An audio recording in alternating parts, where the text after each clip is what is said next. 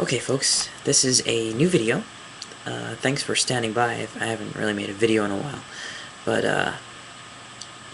I like to talk a little bit about paranormal activities and experiences that A, I have had, and then B, that are particularly interesting, and just kind of explore around this topic of paranormal experiences, the supernatural, and yeah, stuff like that. So, I guess I should define some terms first. When I what I mean by paranormal, of course, is just something out of the ordinary that can't be explained, either by common sense or uh, scientific descriptions. Now, I noticed as a philosophical and scientific statement, when you say something such as, this thing was paranormal, science can't explain it, suddenly that's somehow saying that it's beyond science, or completely beyond science. I say that's only half true. Um, this is normally the accusation, by the way, like, oh, you're implying that whatever you're talking about is beyond capability of science. It's spooky, it's vague, it's other. Um, I don't think it's beyond science as much as it is beyond contemporary science, contemporary understanding. If science can't describe it, maybe eventually it will. And when it does, it may be very unusual. I wouldn't rule out some of the weird stuff to be true, such as psychic experiences, etc., being more valid than not. And yeah, I guess I would just like that to be the opening statement.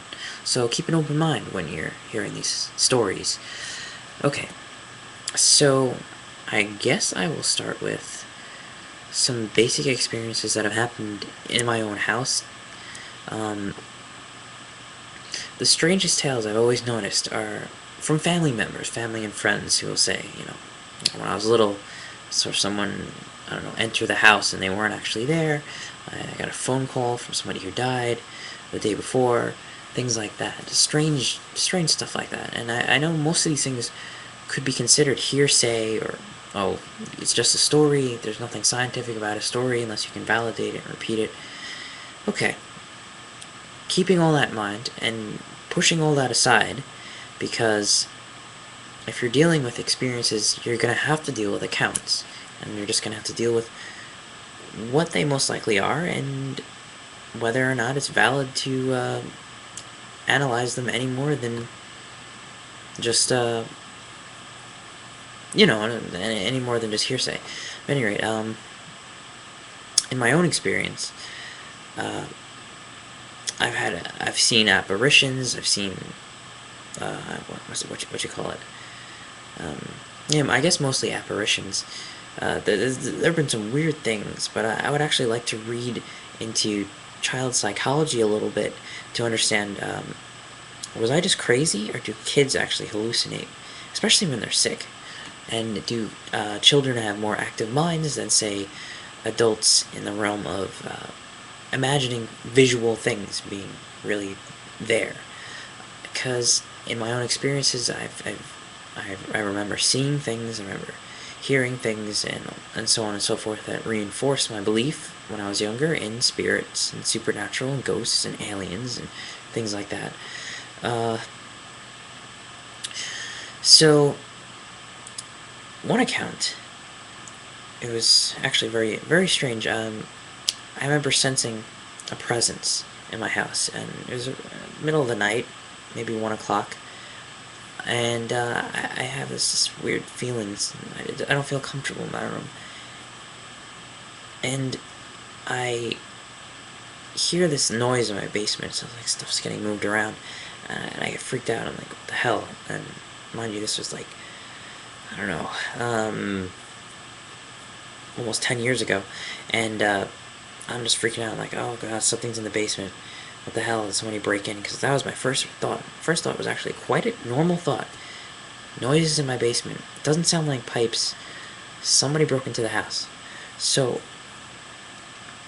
after a minute though, I put my ear to the floor, I'm just listening very quietly, and it ends up just, I don't know, it doesn't sound like somebody's, it sounds like someone is moving around, just shuffling around, looking through things in the basement.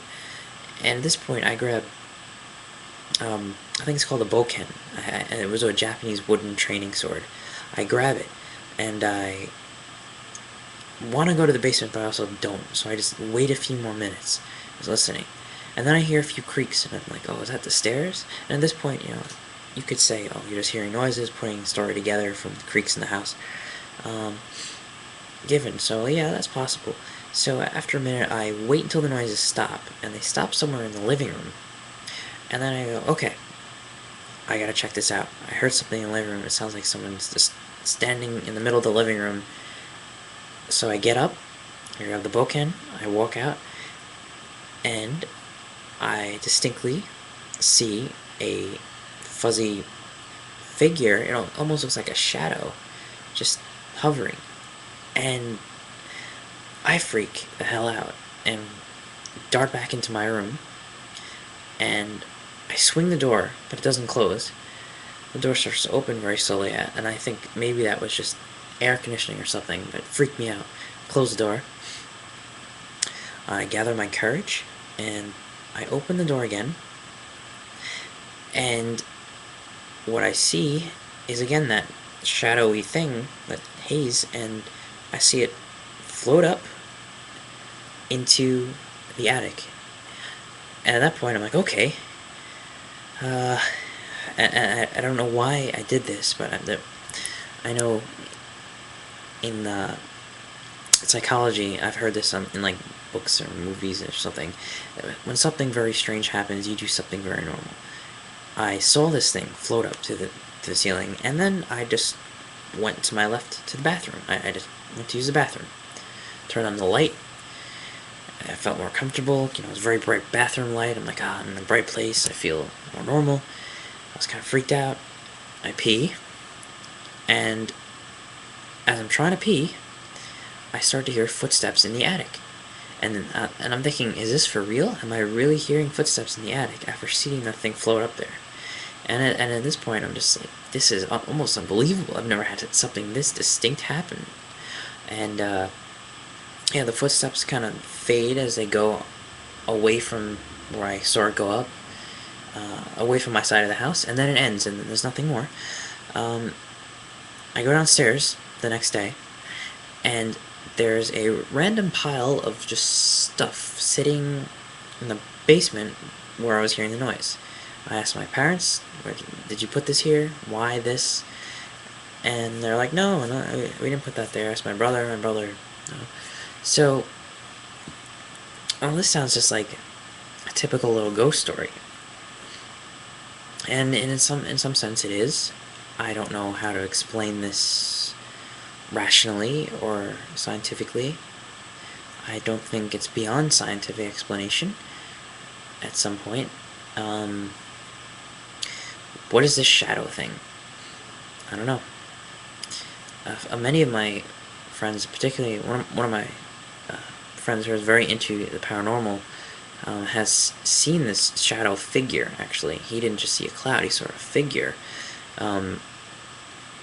in his house, and his father came, he told his father, like, I see this shadow figure going up the stairs, and his father actually told him, when I was a kid,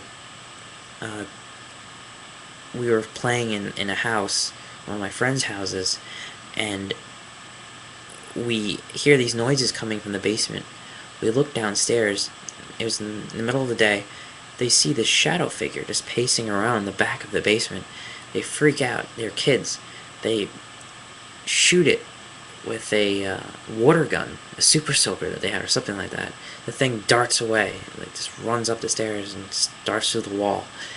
And he said, to this day I am just terrified by that image, and I cannot explain it. And yeah, so this is part 1 of just paranormal stories and adventures and experiences. If you have some, share it. Thanks for listening, and stay tuned.